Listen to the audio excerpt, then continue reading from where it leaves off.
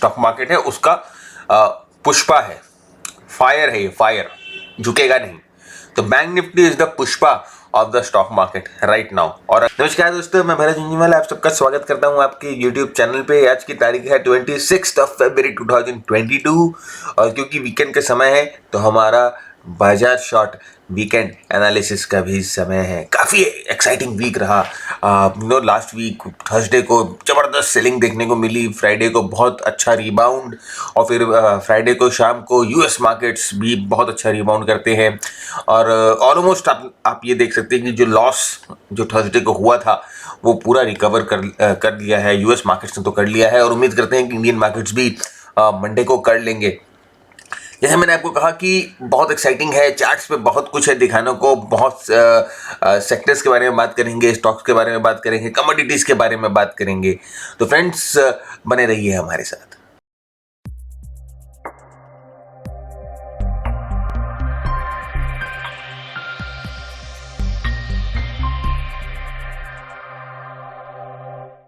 आगे बढ़े उससे पहले अगर आपने सब्सक्राइब नहीं किया हमारे चैनल को तो सब्सक्राइब कर लीजिए सबसे पहले तो, वीडियो आगे देखने से पहले, और अपने दोस्तों के साथ भी ज़रूर शेयर करें जो इंटरेस्टेड है मार्केट के बारे में सीखने में और सीख कर ट्रेड करने में। तो शेयर कर दीजिए। कैसे शेयर करेंगे? व्हाट्सएप पे, फेसबुक पे, टेलीग्राम पे, ट्विटर पे, बहुत जगह आपको बहुत सारे ग्रुप्स हैं आपके। बस ये वीडियो को कॉपी करिए, वहाँ पेस्ट कर दीजिए और शेयर करिए उनके साथ जो सीखना चाहते हैं टेक्निकल एनालिसिस। आगे चलते हैं और मैंने ये निफ्टी का वीकली चार्ट खोल के रखा है आपके सामने, और पहले हम वीकली चार्ट पे डिस्कस करेंगे, उसके बाद मैं आपके साथ लेवल्स डिस्कस कर दूंगा डेली चार्ट पे।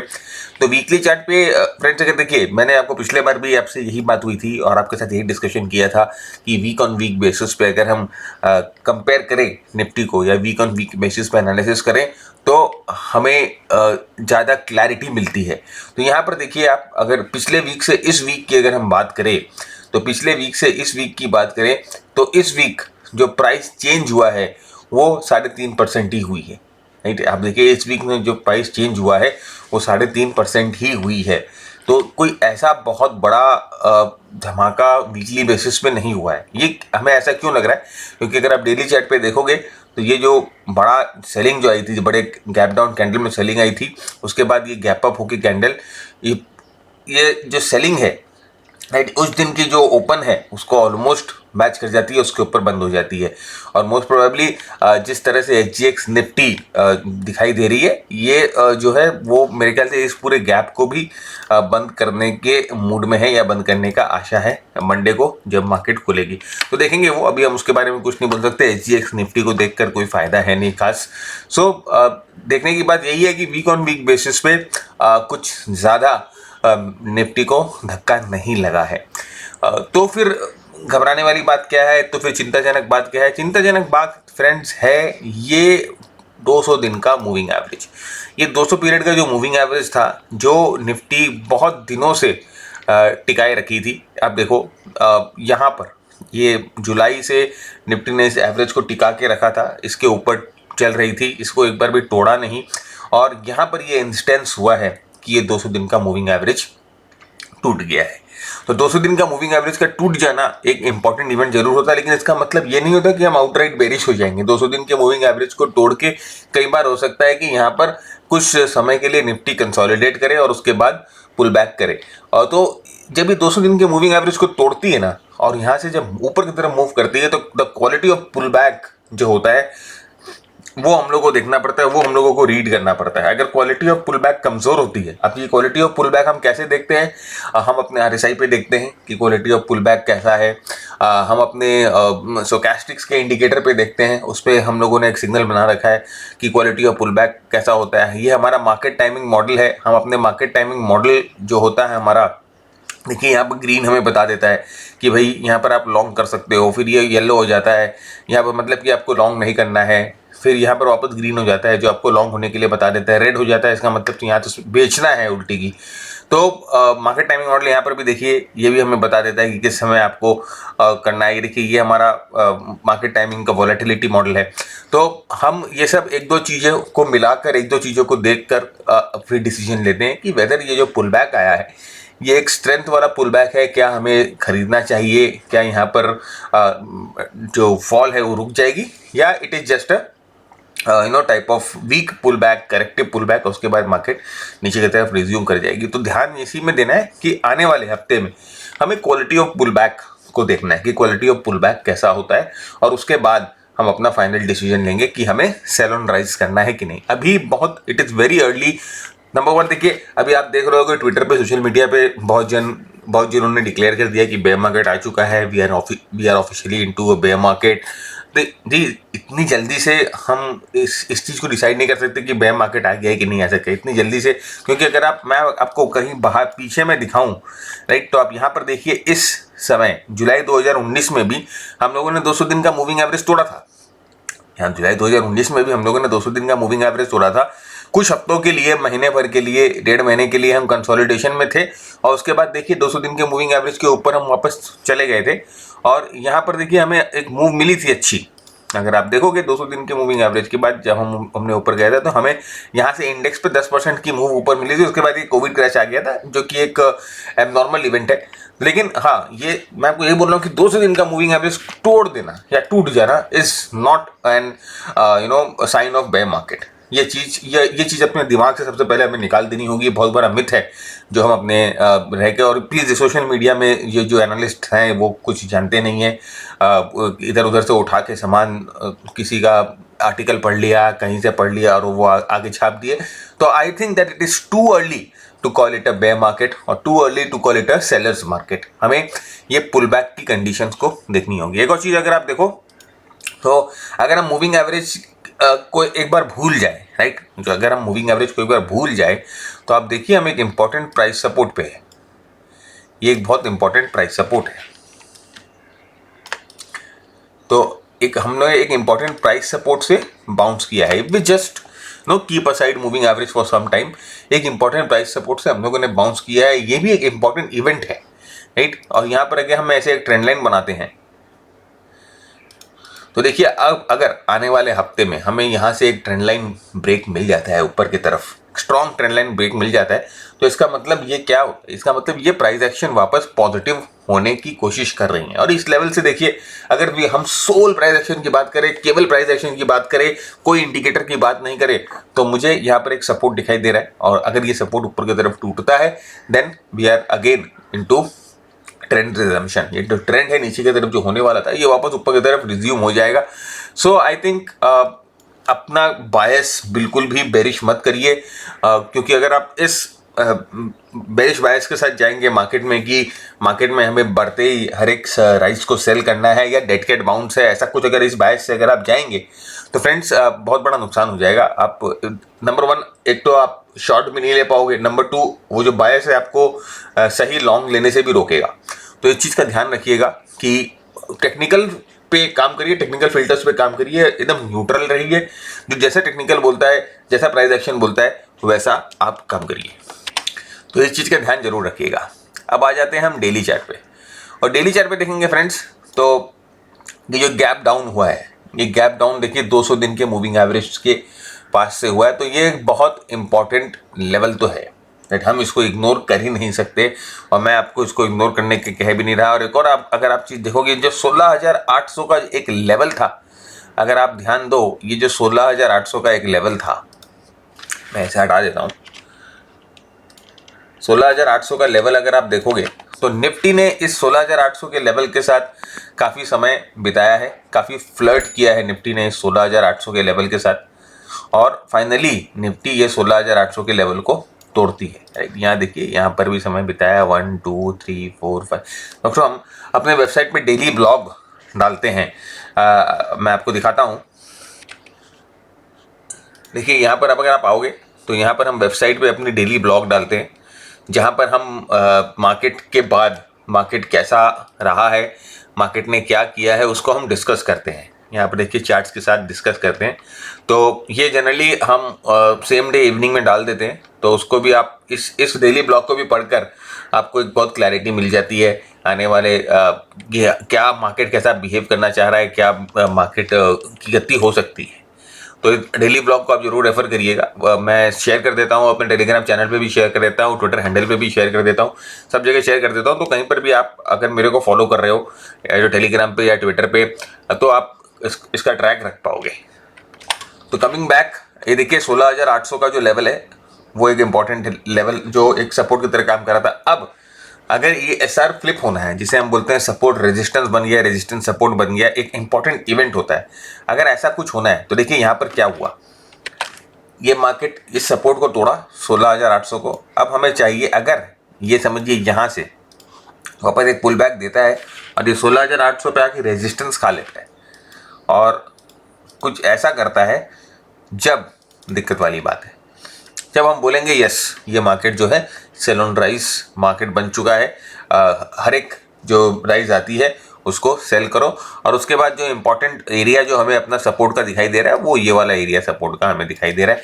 और नीचे की हम बात कर सकते हैं, एक्चुअली 16,000 के बाद 16,000 की बात कर सकते हैं, इस रेंज की बात कर सकते हैं, 15,400 से लेकर 16,000 की रेंज की बात कर सकते हैं अगर ये सिनेरियो बनता है तो ये नंबर 1 एक सिनेरियो है। नंबर 2 सिनेरियो जो मैंने आपको दिखाया कि पहले भी ऐसा हो चुका है कि 200 दिन के मूविंग एवरेज के पास थोड़े दिन होवर करके, यहाँ पर देखिए क्या हुआ, 200 दिन के मूविंग एवरेज के पास थोड़े दिन होवर करता है प्राइस और उसके बाद ब्रेकआउट हो जाता है वापस ऊपर की तरफ। तो दिस इज क्वाइट पॉसिबल। देखिए यहाँ पर भी ऐसा ही हुआ, 200 दिन के मूविंग एवरेज को तोड़ा था, राइट, ऐसा नहीं है कि नहीं तोड़ा था, 200 दिन के मूविंग एवरेज को तोड़ा था, लेकिन 200 दिन के मूविंग एवरेज के पास होवर कर रहा है, थोड़ा टाइम बिता रहा है and then it moves up. So ये दोनों कंडीशंस अपने दिमाग में, अपने जहन में रखिए, बैक ऑफ माइंड रखिए, और इसी कंडीशन के तहत हमको अपनी एनालिसिस करनी है। अगर आप वॉल्यूम्स को देखो फ्रेंड्स, तो इस दिन काफ़ी अच्छी वॉल्यूम्स थी, इस चीज़ को नेगेट नहीं करेंगे, बहुत स्ट्रांग वॉल्यूम्स थी, बहुत ज़बरदस्त सेलिंग आई थी। लेकिन अगर आप यहाँ पर देखो तो ये जो वॉल्यूम, ये जो सेकंड डे जो वॉल्यूम था और सेकंड डे जो गैप अप हुआ, सेकंड डे जो स्ट्रेंथ दिखाया, ये वॉल्यूम से भी ज़्यादा थी। इसका मतलब पार्टिसिपेशन इज देयर, राइट। और फ्रेंड देखिए, जब एक्सट्रीम सेंटीमेंट्स होते हैं, तो उसी समय एक बॉटम बनता है। ये पुरानी चीज़ें हैं कि जहाँ पर सेंटीमेंट एक्सट्रीम होती है। देखिए क्या होता है ना कि जब हम बेचने जाते हैं, राइट, जब हम बेचने के लिए निकलते हैं, जब मार्केट में करेक्शन होता है, तो इस लेग पे ना, ये जो पहला लेग आता है उस पर बहुत जन नहीं बेचेंगे, मैनी विल नॉट सेल कि नहीं यार ये just a normal dip, it is just a normal dip, ये बोल के हम रुक जाते हैं। फिर सेकंड बार ये पुल बैक आता है तो अपने को थोड़ा रिलीफ मिलता है कि नहीं पुल बैक आ गया है, और उसके बाद देखिए ये वापस जब करेक्ट होता है तो अपने ये सोचते हैं कि यार नहीं बेचेंगे, नॉर्मल डिप है। पिछले बार पुल बैक स्ट्रॉन्ग आया था। फिर क्या होता है ना फ्रेंड्स कि वापस एक पुल बैक आता है, वापस वी गेट हैप्पी, वापस ये करेक्शन होती है तो हम यही सोचते हैं कि ये नॉर्मल डिप है, कोई दिक्कत नहीं है, ये एक सपोर्ट लेवल जो है उसको होल्ड करके रखिए। फिर अचानक में जियोपॉलिटिकल कंडीशंस या ऐसे कुछ इवेंट आपके इर्द गिर्द होते रहता है और उसके बाद मार्केट ऐसा रिएक्ट कर देती है, तो ये क्या होता है ना, लोग घबरा जाते हैं इस समय, ऐसे एक्सॉशन बोलते हैं, लोग घबरा जाते हैं, जो बोलते हैं ना, अब बस भाई अब और मैं नहीं सह सकता, ये सहा कितने लॉसेस से हूँ, राइट। तो फिर क्या करते हैं ना, वो यहाँ पर सारे अपने पोजीशंस काटते हैं, और काटने की वजह से ये जो है एक गैप डाउन होके इतनी ज़बरदस्त गैप डाउन होता है, इतनी ज़बरदस्त सेलिंग आती है, और जो सारे सेलर्स होते हैं ना, जो लास्ट सेलर्स होते हैं, उनको शक कर लेती है कि भाई खत्म। थोड़ी रेसिडुअल सेलिंग हो सकती है, लेकिन जनरली सारे सेलर्स को शक कर लेती है। इट सक्स, जिसको बोलते हैं ना कीज लेना, तो ये होता है। और यहाँ पर ही स्मार्ट मनी जो है धीरे धीरे इन्वेस्ट करना शुरू करता है, और मोस्ट प्रोबेबली यहाँ पर बेस बनना शुरू होता है, और देन उसके बाद ट्रेड का रिजर्वेशन हो जाता है। तो this is a basic character, ये जो प्राइस एक्शन का कैरेक्टर होता है, एक सेंटीमेंट एनालिसिस का कैरेक्टर होता है। और अगर आप ध्यान दो तो ये थर्सडे थी, एक्सपायरी थी, मंथली एक्सपायरी थी, तो आप देखो मंथली एक्सपायरी में भी डबल वैमी जैसा काम कर दिया। जो लॉन्ग जिन्होंने लेके रखा था, जो लॉन्ग पोजीशन में थे, उन्होंने अपनी पोजीशन काटी, राइट, क्योंकि उनको लॉस बुक करना था, नेक्स्ट मंथ में उसको लेके नहीं जाना था। जो शॉर्टर्स थे उन्होंने अपनी पोजीशन काटी, उन्होंने जो है अपने प्रॉफिट को बुक किया। सो जो होता है ना सर, देखिए एक बहुत ज़बरदस्त प्रेशर प्राइस पे, बहुत ज़बरदस्त केओस, बहुत ज़बरदस्त कंफ्यूजन यहाँ पर देखने को हम लोगों को मिला, राइट। तो मैं आपके साथ सिर्फ एक डिस्कशन कर रहा हूँ सिनेरियो कि ऐसा हो सकता है। मैंने आपको ये भी बोल दिया कि अगर यहाँ से पुल बैक हमें कमज़ोर दिखता है, then it is a sign of weakness, और हम अगर पुल बैक कमज़ोर होगा then we can expect Nifty to continue the fall, right. तो ये जो लेवल है 16,800 का लेवल और ये 200 दिन का मूविंग एवरेज, राइट। ये एक इंपॉर्टेंट जोन है, इसको मार्क करके रखिए और देखना है हमें कि कैसे बिहेव करता है निफ्टी इस जोन के आसपास। सेट दैट, अब आते हैं बैंक निफ्टी पे और बैंक निफ्टी के वीकली चार्ट को भी अपने डिस्कस करते हैं। इधर वीकली चार्ट पे आते हैं तो देखिए बैंक निफ्टी का अगर हम वीकली चार्ट आपको डिस्कस करें और निफ्टी के वीकली चार्ट को आप देखो तो दोनों में एक बहुत बड़ा डिफरेंस जो मुझे दिखाई दे रहा है वो है कि यहाँ पर देखिए, ठीक से देखिएगा, बहुत एकदम प्राइस को समझने की बात है। और यहाँ पर देखिए निफ्टी ने एक नया जो स्विंग लो है वो बनाया, तो प्रीवियस स्विंग के नीचे निफ्टी जाती है, निफ्टी गई, तो इसे हम बोलेंगे निफ्टी ने एक लोअर लो बना दिया, इसे हम लोअर लो बनाएंगे। तो अब नाउ निफ्टी आप बोल सकते हो हायर लोज और लोअर लोज बना रही है या बनाई है। क्लोज नहीं मिला हालांकि हमें पिछले लो के नीचे, लेकिन यस निफ्टी ने एक लोअर लो बनाया है। अभी हम बैंक निफ्टी की बात करते हैं। बैंक निफ्टी ने अभी तक हम लोगों ने लोअर लो नहीं बनाया है, राइट। लोअर लो नहीं बनाया, यस हायर लो जरूर बनाया है लेकिन एक लोअर लो बैंक निफ्टी में नहीं मिला है।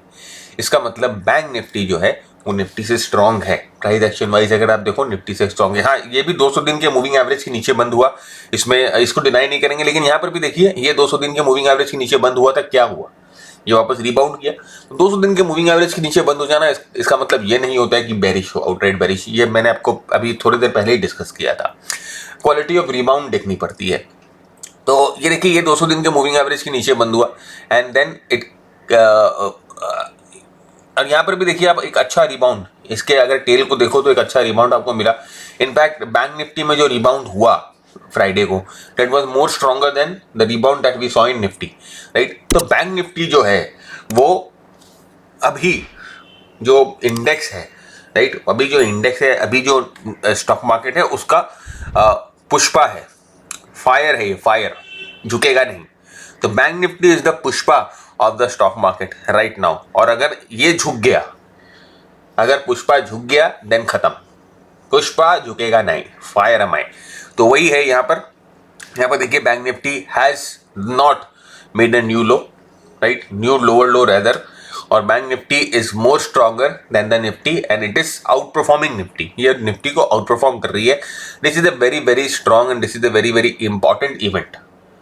आप इस चीज को देखो, बैंक में स्ट्रेंथ है, बैंक्स में स्ट्रेंथ है, बैंक्स में डटे रहने की, पकड़े रहने की क्षमता दिखाई दे रही है, राइट। तो इस चीज को आप ध्यान से समझिएगा कि एक तरह से हमें ये भी इसलिए भी थोड़ा सा ये फील हो रहा है कि बैंक निफ्टी में स्ट्रेंथ है, बैंक निफ्टी ऐसे नहीं गिर रही है जैसे निफ्टी गिर रही है। और इस हफ्ते अगर आप देखो तो बैंक निफ्टी में 3% 3.5% की करेक्शन आई है। सो हम ये बोल सकते हैं कि bank Nifty is placed very better in a better position than Nifty. तो अगर अभी आपको कोई पोर्टफोलियो बनाना है, अगर आपको लगता है कि नहीं, अगर ऐसे कोई स्टॉक्स जो अभी इस मार्केट में जो मार्केट गिरे हैं उसमें आपको ले लेने चाहिए, तो ऑफकोर्स बैंकिंग स्टॉक्स को देखना शुरू कर दीजिए जो सपोर्ट्स के पास है। इंडिविजुअल बैंकिंग स्टॉक जो अपने अपने सपोर्ट्स के पास है, जिनमें प्राइस एक्शन अच्छा लग रहा है, जिसमें मोमेंटम अच्छा लग रहा है, वैसे स्टॉक्स आप अभी सिलेक्ट कर सकते हैं, थोड़ा थोड़ा एक्यूमुलेशन कर सकते हैं अपने पोर्टफोलियो के लिए। सो देखिए फ्रेंड, बहुत इंपॉर्टेंट है, ये एक इंपॉर्टेंट वैल्यू एरिया था बैंक निफ्टी का, और बैंक निफ्टी ने इस वैल्यू एरिया को एकदम संभाल के रखा है, इस वैल्यू एरिया के इर्द गिर्द ही काम कर रही है। तो जब तक मेरे ख्याल से ये लेवल्स जो हैं, राइट, अगर मैं इसको आपको ठीक से बोलूँ 34,000 का लेवल्स जब तक इंटैक्ट है, मेरे ख्याल से bank Nifty is all right, कोई दिक्कत नहीं है। तो इसमें कोई भी दिक्कत नहीं है फ्रेंड्स, मेरे ख्याल से बैंक निफ्टी इज ओके। अब हम डेली चार्ट पे आते हैं। डेली चार्ट पे आपको देखिए वही चीज़ देखने को मिल रही है, वही घबराहट सबको कि बहुत बड़ा गैप डाउन हुआ। ऑफकोर्स गैप डाउन हुआ, देखिए मैं इसको डिनाई नहीं कर रहा हूँ, मैंने आपको बार बार बोला और अभी भी मैं बोलता हूँ कि मैं इस गैप डाउन को डिनाई नहीं करता। सेलिंग आई है, पैनिक सेलिंग थी या जो भी सेलिंग थी, यहाँ पर एक गैप बन गया है। गैप बन गया तो मतलब एक इंपॉर्टेंट सप्लाई एरिया यहाँ पर जनरेट हो चुका है, तो ये तो एक इंपॉर्टेंट सप्लाई एरिया है। ऑफकोर्स इस चीज़ का आपको ध्यान रखना है। सेकेंड, अगर हम बात करेंगे तो ये देखिए यहाँ पर ये जो लेवल्स हैं, इन लेवल्स को बार बार टेस्ट किया है। और एक चीज़ मैं आपको ये भी बता दूं कि निफ्टी जो है अभी अपने 200 दिन के मूविंग एवरेज से बहुत दूर है। Bank Nifty is almost close to the 200 day moving average, इसीलिए बैंक निफ्टी में जो रिबाउंड थी वो ज़्यादा स्ट्रांग हुई थी। तो यहाँ पर देखिए एक इंपॉर्टेंट लेवल पे भी है हम। अब जैसे मैंने आपको कहा कि बहुत इंपॉर्टेंट है देखना कि कैसा बिहेव करता है बैंक निफ्टी, कैसा बिहेव करता है प्राइस जब वो रिबाउंड होता है। तो यहाँ पर अगर रिबाउंड में प्राइस स्ट्रेंथ दिखाती है, अगर रिबाउंड में प्राइस स्ट्रेंथ दिखाती है, देन मेरे ख्याल से ये जो ट्रेंड है वो ऊपर की तरफ रिज्यूम कर सकता है। हमें ये ट्रेंड लाइन को फॉलो करना है, हमें ये ट्रेंड चैनल को फॉलो करना है। और एक और देखिए यहाँ पर ये जो फॉलोइंग ट्रेंड चैनल थी उसको ब्रीच कर, एक दिन पहले ब्रीच किया, दूसरे दिन उसके अंदर वापस चला गया बैंक निफ्टी। सो फ्रेंड यहाँ पर देखिए ये आउटराइट कमज़ोर हो गया मैं या द स्टोरी इज ओवर, ऐसा कुछ नहीं दिखाई दे रहा है। मैं बार बार आपको एक ही बात बता रहा हूँ, ऐसा कुछ नहीं दिखाई दे रहा है। It is too early to call it a bear market, it is too early to call it a bear market. Correction है, हाँ थोड़ा डीप करेक्शन जरूर हुआ है, हम ये नहीं बोलेंगे कि डीप करेक्शन नहीं हुआ, थोड़ा रूथलेस करेक्शन हुआ है। और अगर आप कुछ कचरा स्टॉक्स अगर आपके पास है पोर्टफोलियो में तो उनकी पिटाई भी हुई होगी ऑफ कोर्स, और वो जायज़ भी है, क्योंकि अगर आप कचरा खरीदोगे तो वो उसकी पिटाई ऐसी होगी। तो यहाँ पर देखिए फ्रेंड्स, इंपॉर्टेंट ऑब्जर्वेशन यही है कि चैनल को ब्रीच करके चैनल के अंदर रहा, ये एक इंपॉर्टेंट रेजिस्टेंस है। अब यहाँ पर कैसा बैंक निफ्टी बिहेव करती है उस पर पूरा डिपेंड करता है। तो हो सकता है कि ऐसा यहाँ पर रेजिस्टेंस पे जाए, सपोर्ट खाए और ऊपर चले जाए, ये एक डायरेक्शन हो सकता है। दूसरा डायरेक्शन हो सकता है कि यहाँ पर रेजिस्टेंस खाकर कंसोलिडेट करके नीचे आ जाए। तो मैंने आपको कहा कि बस ये पुल बैक को रीड करना है कि पुल बैक कैसा हो रहा है, और उसके बाद आप आराम से डिसाइड कर पाओगे कि whether we are in a market which is sell on rise और whether we are forming a base, कि एक बेस फॉर्मेशन हो रही है। देखिए और 200 दिन के मूविंग एवरेज की ब्रीच को ब्रीच करना, right, it is not an outright bear story, right. लोगों ने तो फिर यहाँ पर भी बेयर मार्केट बोला होगा कि यार यहाँ पर भी बेयर मार्केट हो गया। देखिए ऊपर से कितना करेक्शन हुआ, हाई से करेक्शन हुआ ऑलमोस्ट 15-16% का करेक्शन हुआ, एंड देन ये 200 दिन के मूविंग एवरेज को ब्रीच करके वापस ऊपर की तरफ गया। तो लोग आपको अगर आपको याद होगा तो लोगों ने यहाँ पर भी इसको भी बेयर मार्केट बोल दिया था, फिनिश हो गया, खत्म हो गया, कुछ नहीं है। And then we got a good rally. देखिए इसके बाद ये 200 दिन के मूविंग एवरेज को ब्रीच करके ऊपर जाता है, उसके बाद अच्छा रैली 12 से 13 10% से ज़्यादा रैली मिलती है बैंक निफ्टी में। 10% से ज़्यादा रैली को अगर अभी हम बात करें तो 3-3.5 हज़ार पॉइंट की रैली जो कि बैंक निफ्टी को यहाँ से 40,000 के लेवल्स पे ले जा सकती है वापस। तो आप इस चीज़ को समझिए, एक चीज़ को कि बहुत अर्ली है to call it a bear market. I think that it is too early to call it a bear market. We have to wait and watch, अभी भी वेट एंड वॉच पे ही है हम। तो अगर हम पहले से अपने दिमाग में कोई बायस लगा के जाएंगे कि बेयर मार्केट है तो उसी तरह से हम रिएक्ट करेंगे, उसी तरह से हम ट्रेड करेंगे, और हमारा जो टेंडेंसी होगी वो शॉर्ट करने की ही होगी, और वहाँ पर हम गलत हो जाएंगे। तो ये बैंक निफ्टी के बारे में सारी कहानी। अब हम आ जाते हैं गोल्ड पे। इंपॉर्टेंट है गोल्ड भी। देखिए गोल्ड में जो एक इम्पॉर्टेंट फॉर्मेशन हमें दिखाई दे रही थी, वीकली चार्ट पे आते, वीकली चार्ट पे ज़्यादा क्लैरिटी है। और गोल्ड की एनालिसिस भी हम लोगों ने पुट की थी अपने ब्लॉग पे, मैं आपको दिखाता हूँ।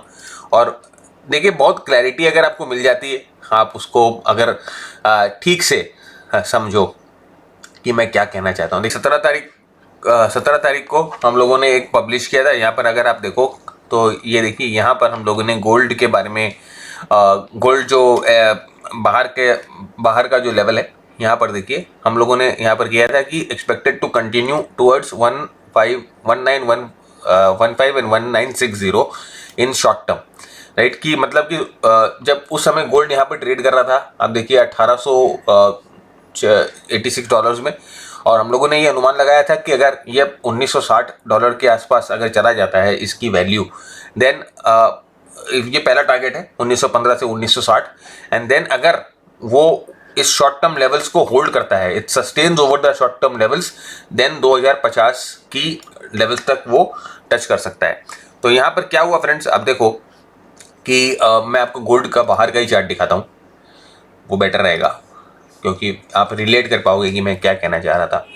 तो यहाँ पर अगर आप देखोगे फ्रेंड्स, तो डेली चार्ट पे अगर हम आते हैं तो देखिए ये इस दिन ये 1960 के लेवल को क्रॉस करता है। 1960 का लेवल ये वाला लेवल था जहाँ पर मल्टीपल सप्लाई जोन थी। 1960 के लेवल को क्रॉस करता है एंड उसके ऊपर सस्टेन नहीं कर पाता है, ये वापस नीचे आ जाता है। तो हमारा पहला टारगेट 1960 वाला तो क्लियर हो जाता है, और हम लोगों ने वहाँ पर ये लिखा था कि अगर सस्टेन करता है 1960 के ऊपर, देन 1950 तक ये जा सकता है, लेकिन जो नहीं हुआ 1960 को जस्ट टच करके थोड़ी देर उसके ऊपर ट्रेड करके नीचे आ गया। तो यहाँ पे देखिए एक shooting star sort of formation बन चुका है, एक बहुत बड़ी सेलिंग कैंडल आई है, बहुत बड़े वॉल्यूम्स पे आई है। सो ये थोड़ा बहुत जो ग्राउंड्स हैं उसको हिला देती हैं गोल्ड के लिए, क्योंकि ये बहुत इंपॉर्टेंट सेलिंग कैंडल है और ऊपर से सप्लाई एरिया के पास आ रही है। देखिए इस एरिया में काफ़ी सप्लाई हम लोगों को देखने को मिली थी गोल्ड में, राइट। तो यहाँ पर देखिए इस जोन में सप्लाई काफ़ी रही है और उसके बाद इस जोन से जो प्राइजेस है वो काफ़ी नीचे आए और उसी एरिया से हमें सप्लाई देखने को मिली है। तो अभी ये इस कैंडल का जो हाई है, इस कैंडल का जो हाई है जो कि 1974 या 1975 है, वो एक इम्पॉर्टेंट सप्लाई जोन बन चुका है। और जब तक इसके ऊपर गोल्ड नहीं जाए हम गोल्ड को अभी और लॉन्ग करने की नहीं सोच सकते। It is very important for gold to move above these levels 1975 and if it crosses 1975 और 1975 के ऊपर हमें क्लोज मिल जाता है, then of course we are aiming towards 2050 और द प्रीवियस हाइस, राइट। उसके पहले नहीं। तो देखिए गोल्ड में भी जो गोल्ड में तेजी आ रही थी, हमें लग रहा था कि स्टॉक मार्केट गिरने वाला है, स्टॉक मार्केट में क्रैक आ गया है, बेरिश मार्केट आ गया है, राइट। और हम अपने अपने एनालिसिस लेके ट्विटर पे आ गए थे और लोगों ने ट्विटर पे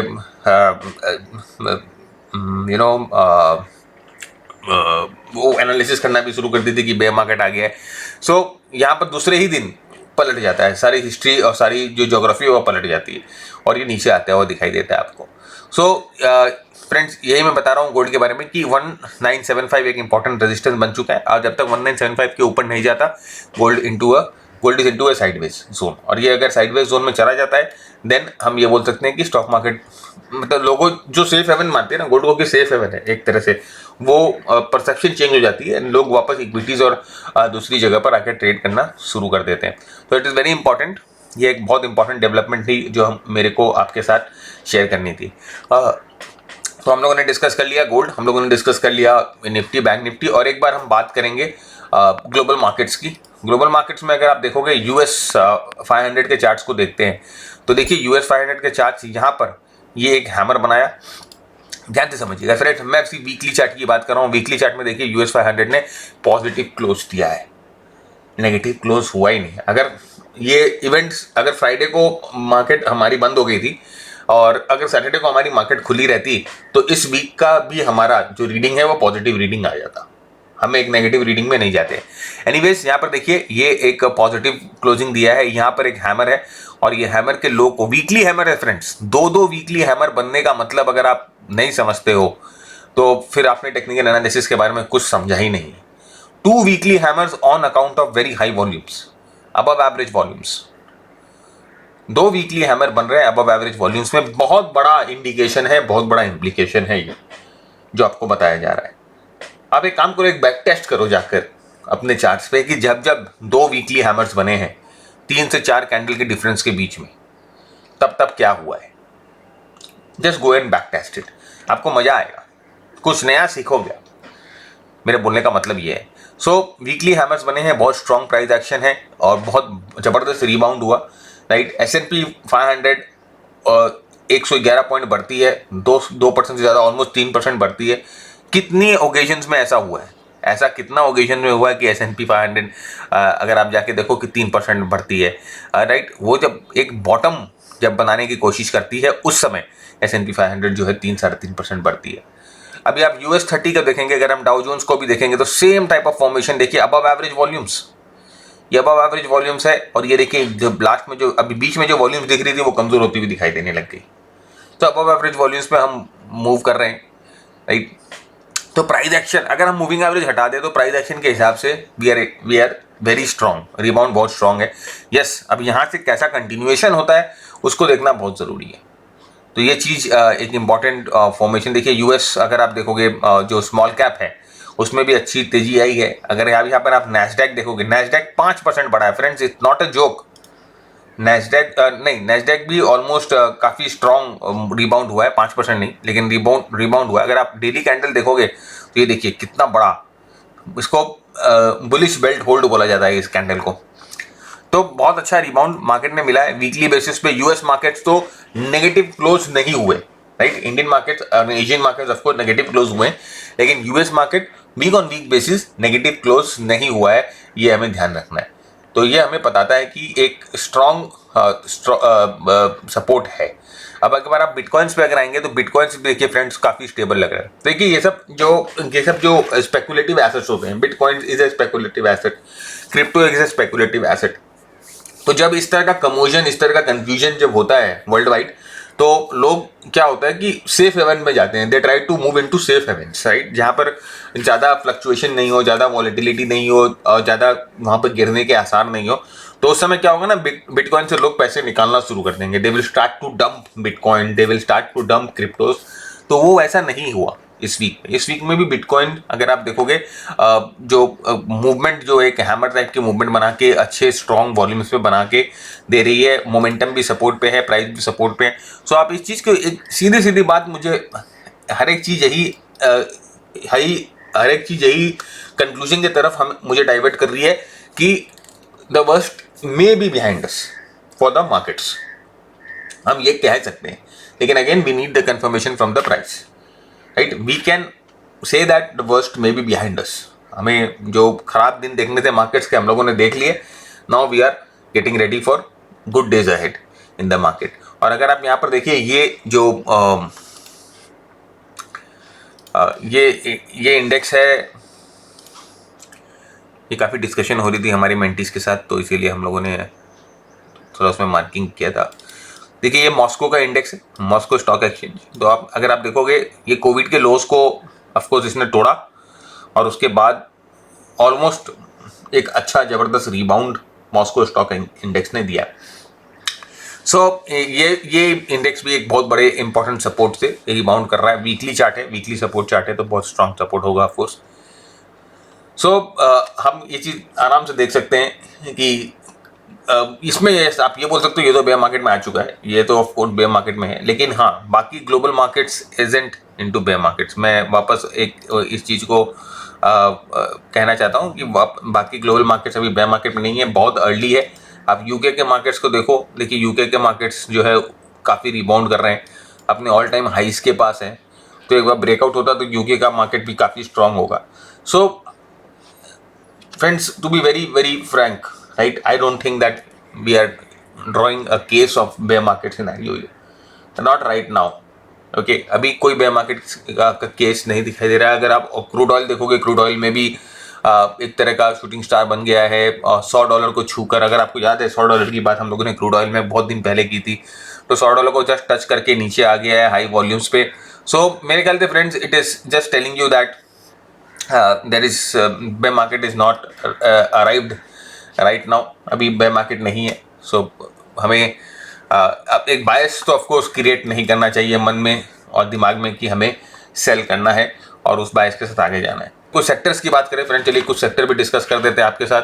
तो दो सेक्टर्स के बारे में हम बात करेंगे। दो सेक्टर जो है आपको बहुत अपने ज़हन में रखना है। पहला सेक्टर हम जो बात करना है वो निफ्टी मेटल्स है।